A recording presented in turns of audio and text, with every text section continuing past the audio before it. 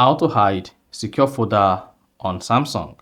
So if you already created your secure folder and now you've added some valuable information you want to hide on your secure folder, then this video is going to walk you through how you can easily hide the secure folder from the apps menu on your phone.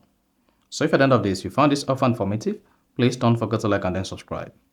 Now, to hide secure folder in Samsung, all you just need to do is go ahead and open the settings app on your Samsung Galaxy phone.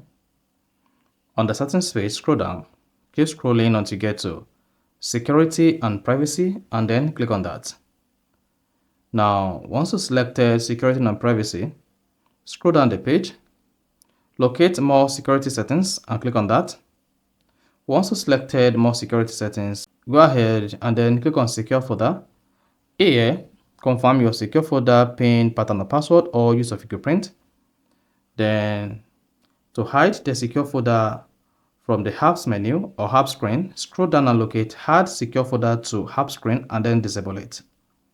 Then choose the that says hide secure folder. Secure folder won't appear on your home screen or app screen while hidden.